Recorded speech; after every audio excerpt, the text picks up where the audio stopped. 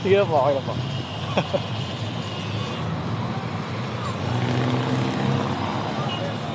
Today, nandito tayo ngayon sa Quiapo para sige po. Anyways, ito yung mahirap sa sa public vlogging. Maraming dumadaan syempre kasi nasa public ka. Pero yeah, today dito tayo sa may Quiapo para mag street food and yun lang yung gagawin natin dito.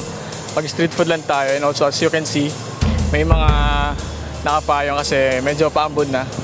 So yun, tara, hindi natin patatagalin to. Baka abutan pa tayo ng ulan. Let's go. Alam naman natin na dito sa Quiapo ay napakadaming iba't ibang uri ng street food. Kaya ngayong araw ay hahanapin namin ang bago sa paningin at panlasa namin. Yung tipong never pa talaga namin natikman, as in never. Maliban sa unang dalawang street food na kinain namin. So ang una namin nakain dito is ang cheese corn na hindi namin nakain doon dahil Sobrang daming tao. Ngayon ko pala po tasting tong cheese corn. Cheese corn na to. Hindi ko na alam kung kailan yung huling kain ko nito pero yun na nga.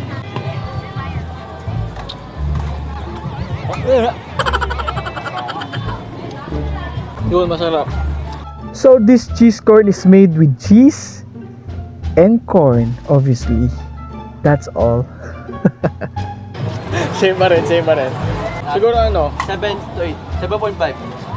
kapag sa malamig na panahon talaga, sarap to. Siguro mga 8 din. Pero masarap naman kasi na-miss ko eh.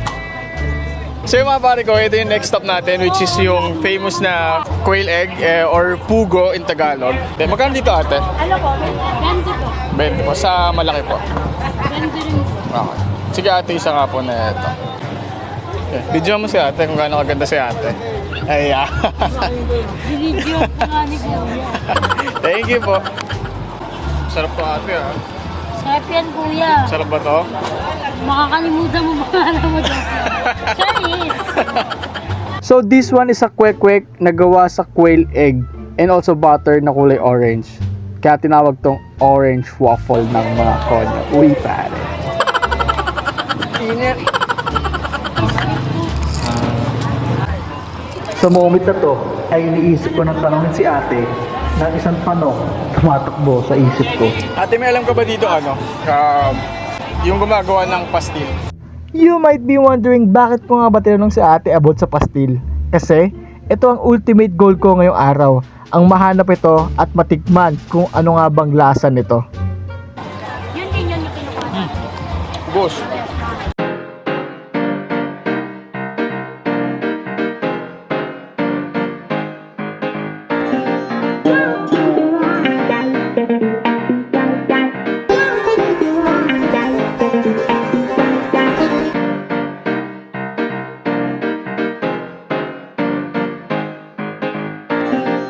So yung mga pare ko, babaguhin natin yung mga pinagkakain natin. Kasi kagaya ng kanina.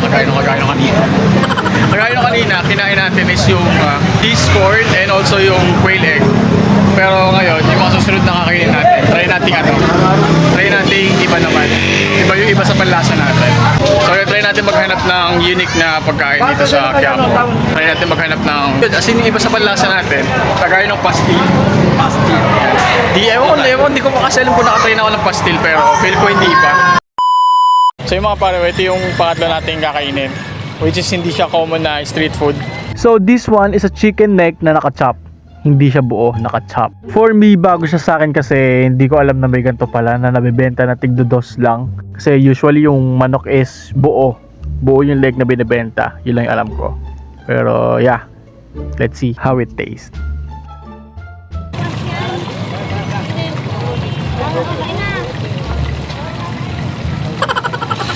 Sarap.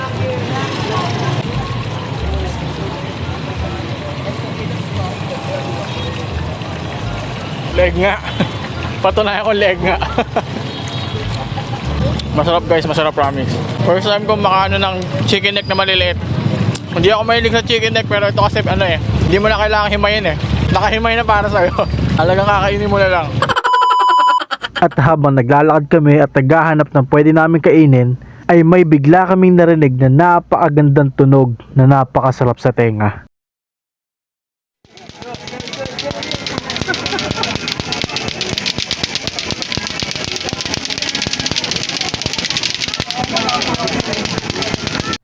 di ba?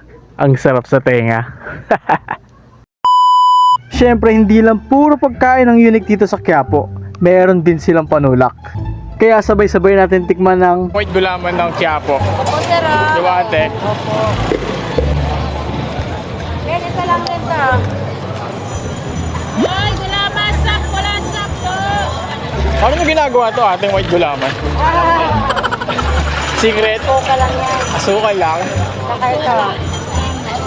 Banana ito. Gulaman. Nakita ko lang yun sa Facebook eh. Oh. Ngayon ko palang try. So pareho nga lang. Parehas na. Pareho. So yun, nandito tayo sa Quiapo. Meron tayong interview na isang customer ng white gulaman. Tayo, anong masasabi mo tayo? Sarap, miracle. Miracle. Ibang kulay no tayo. Kulay puti kasi yung common na gulaman is kulay black. Miracle water. Miracle water. Diba? Parang nakakagaling tayo. Nakakasakit ah. Pero may ibang terms. Criminal water. Iba na yun tayo. Sorry si tatay, isang customer lang din na gusto makasama daw sa vlog ni tatay. Yan. Ano pa niya tayo? Ha? Glenn, Tatay Glenn. Tatay Glenn, yan si tatay Glenn. Makita ko yan ha. Anong vlog mo? Migs Soriano po. Ano na? Migs Soriano po. Sige, Sige po. follow. Sige po. Thank you po.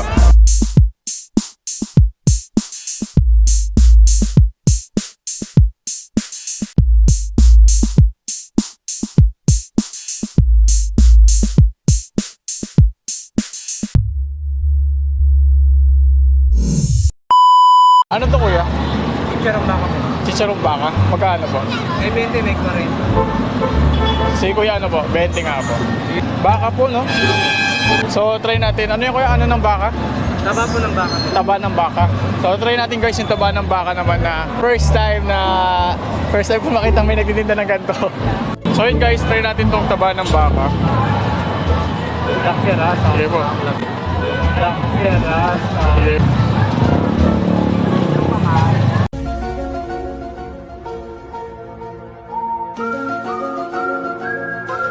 So yun guys, masarap yung chicharon guys. O yan, kainin mo yan ha. Steak, gusto mo steak? Steak, ayaw mo? So yun si kuya, pinapatry sa atin yung bagong luto. Sarap. So guys, ito bagong luto. Try natin. Kakaiba po talaga kapag bago. Masarap nga, mas masarap. Alas 12 na Try mo ba? Try mo. Ano niya? May 20, may Sarap. Solid, di ba? Pwede ka mo magsalita. Pwede ka magsalita. Tutukan mo ng camera. Tutukan mo ng camera. At lagdag over siya. Nakapit. Wala sa. Kaya lang po ha. Papapalit ka. Sarap. ang masasabi ko lang iba talaga siya sa panlasa ko kasi ngayon ko pa lang siya talaga natikman. Pero masarap. Halata naman siguro paano ako kumain, no? So yung mga pare kayo, may nirecommend si Kuya na pupuntahan daw natin sa nagpupuset. Which is pupuntahan naman talaga natin. So yun, tara, dito tayo kay ate. Hello po ate. Magkano po dito? 10 lang po. 10 po. Dito po? Ganun din po dito? Okay po. Dito po taas. So yun guys, first time natin matatry itong inihaw na puset. Ayan. So try natin. Kaya po kayo.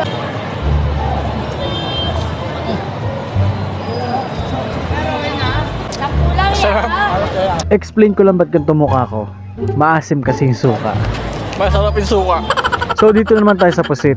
Well, akala ko mag-iiba yung lasa niya kasi inihaw, pero pareho pa rin siya ng pernito. Pero masarap. Saka sobrang dali niyang lutuin, as in parang kakabigay ko pa lang kay ate, inabot agad sa akin agad. Ewan ko ba? Pero pinaka nagustuhan ko kung paano i-market ni ate yung pusit. Halika, kainin mo na ang puset to. Halika kuya, kainin mo na yan. Yan, tikman mo puset to. Bitawan mo muna yan si ate. Gusto ko yung marketing ni ate, no? Ang Bitawan niya ba yung pag kinain niya yan? Eh, bitawan niya lang. Hindi ko naman sinabi wala yan. Kung kakain lang siya ng puset. kakain lang naman, no, ate. Kakain lang ng puset. Hindi ko sinabi wala yan. Yan, Tama. So yun guys, umuulan na. Maghahanap kami ni Miko ng panibagong masisilong kaya iba-vlog. Depende kung saan kami pupunta. Saan ba tayo pupunta? Diretso lang silong. Saan? Dito? Dito tayo. So medyo nakakarami na kami ng kain. Nagkaroon na kami cheese corn, kwek-kwek, chicken neck, gulaman, charong baka, tas puset. So kinahanap talaga natin dito yung pastil. Kaya ayan. Dito kasi kami sa entrance ng Greenwich. Kaya may pumapasok. So yun, maghanap kami ng pastil dito. Hindi pa rin namin nakikita yun. Yun na siguro yung huling pagkain namin dito sa Quiapo. Kaya yun, tara, let's go. So ngayon naman ay titikman natin ang Sheila's Dragon Fruit Salad and Juice na never ko pa talaga natikman. Hindi ko alam na may ganito pala eh. Pero yun, try natin. Let's go. So yun, first time natin matatry itong dragon fruit. Kayo po yung gumagawa nito, sir? Kayo po? Ano ang pangalan niyo po? Raymond po. Raymond po. And si Sir Raymond. Ayun po. Ayun kama natin. Kasama ko yung Sheila. Asawa niyo po. Okay po. Nagsimula mag-operate ang Sheila's Dragon Fruit Salad and Juice noong pandemic, as in 2020. Pero dahil sa sobrang unique nito at walang katulad, patuloy pa rin itong binabalik-balikan ng mga tao. Actually, sa sobrang sarap nito, na-feature na sila ni Kuya Kim at kay Susan. And kumain din dito yung Batang Quiapo, kung alam niyo yan. Sino po nakaisip na ito? Ako lang po. Ikaw nakaisip po? Marami nga nagsasabi na yung ginawa ko na fruit salad kakaiba. Oo nga. Kakaiba yun. Kakaiba talaga. Salad, dragon fruit, samahan pa ng condensed milk. Ice! Heaven ang equal nun, pare.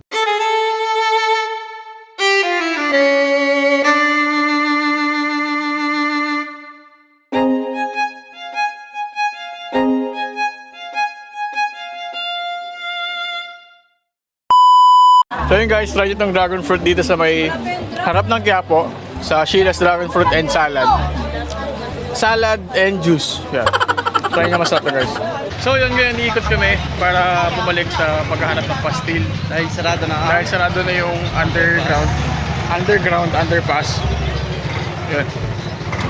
Talagang di kami titigil hanggang hindi namin nakakaya ng pastil. Pastil all the way.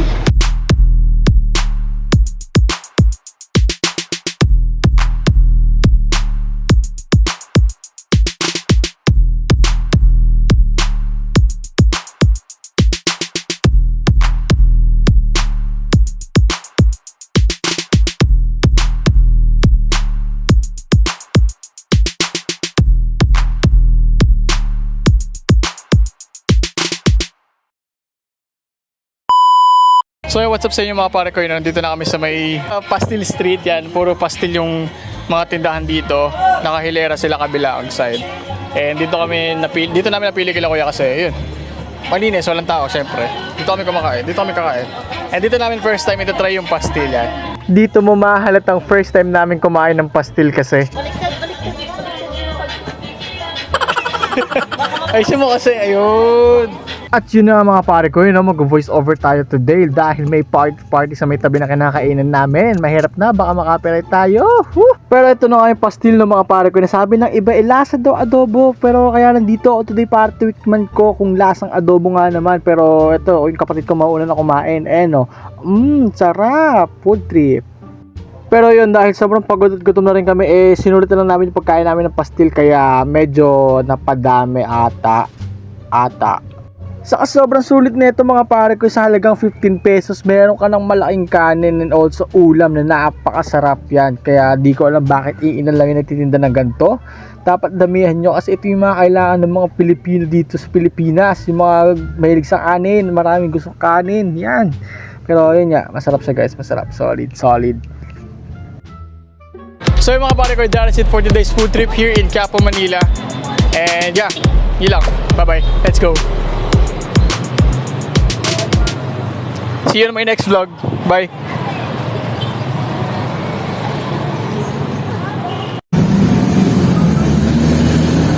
Ano ko eh?